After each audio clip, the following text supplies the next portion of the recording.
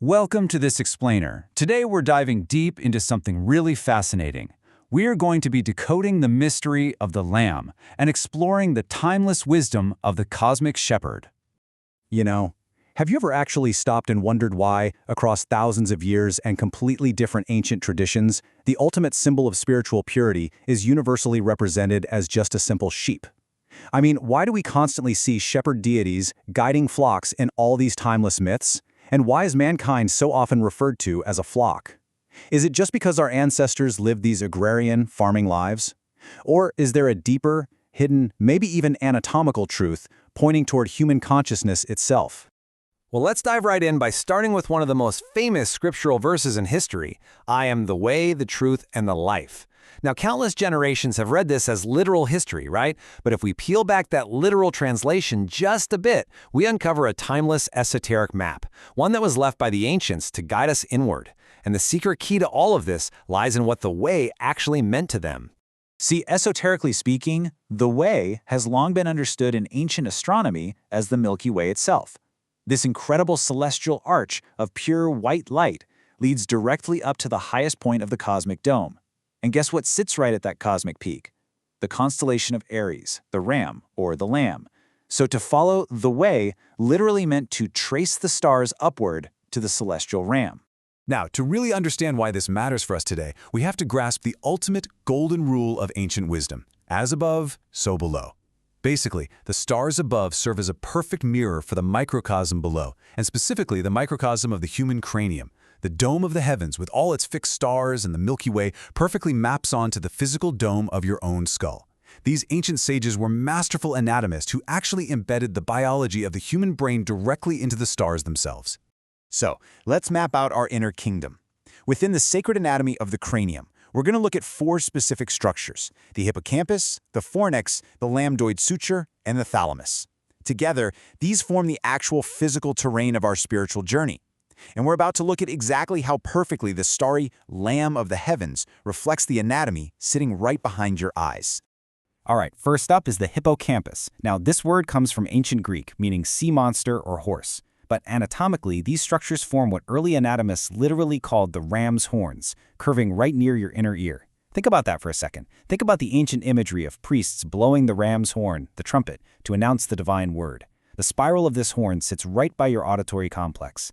In the ancient tradition, this is where you internally hear the guiding voice of the celestial shepherd. Next, those ram's horns connect directly to a structure in the brain called the fornix. And honestly, this brilliantly illustrates just how deep this ancient knowledge goes. Fornix translates to an arch or to heat and warm, kind of like a furnace. Notice the incredible connection here. Aries is the astrological fire sign, and anatomically, the arch connecting to your internal ram's horns literally means to heat. So symbolically, you have an esoteric fire burning under a vaulted dome right inside your head. Okay, here's where it gets really wild. Let's tie this anatomical fornix to mathematics and ancient geometry. There's a sacred sequence called the Pythagorean tetractys, which builds a perfect triangle, a symbol we'll explore deeply in just a moment. It counts from 0 to 4. Now in Greek, 0 or nothingness is nix, so the sequence goes nix, 1, 2, 3, 4. If you put that together, you get 4 and nix. Fornix. The anatomical arch of fire in your brain shares its phonetic and conceptual roots with the foundational mathematical geometry of the universe, the detractus, which builds from nothing into the solid foundation of reality. And what exactly does that tetractus build? A perfect triangle. In sacred geometry, an upward-pointing triangle is the universal symbol for fire, and geometrically, it contains exactly 180 degrees. So this number, 180, is basically the numeric signature of this esoteric fire. And incredibly, this exact triangular shape is perfectly mirrored on the back of the human skull. It's an intersection of bone that is literally called the lambdoid suture. And it gets that name because it's shaped exactly like the Greek letter lambda, which is, you guessed it, a triangle. Now, switch gears with me for a second, and let's look at this from the incredible angle of sacred biology. We've talked about the lamb, the fire, the triangle, and the number 180. But what about a literal, living lamb in the natural world? Well, by some seemingly miraculous design, a natural sheep gestates its lamb in the womb for exactly 145 days. Just keep that precise biological marker, 145, in the back of your mind for a second. Because check this out. If we take that number of gestation days, 145, and find its mathematical divisors, we get 1, 5, 29, and 145. When you add all those divisors together, the sum total is exactly 180. The 180 degrees of the triangle. The 180 degrees of esoteric fire. This unveils a totally stunning, mathematically perfect link between the literal biology of the lamb, sacred geometry, and the anatomical structures in your very own mind. It's like the natural world and your internal world are singing the exact same cosmic song. And all of this incredible alignment brings us to a really triumphant prophetic declaration found in sacred scripture. Let us be glad and rejoice, for the marriage of the Lamb is come. Most people read this as some external future event, right? But viewed through the lens of this timeless wisdom, this is actually a profoundly intimate, anatomical event. The marriage of the Lamb isn't happening up in the sky at the end of the world. It is happening right now inside of you. So the crucial question is, where does this marriage actually take place? Well, right in the center of your brain's anatomy, nestled perfectly right among those ram's horns we talked about, sits the thalamus.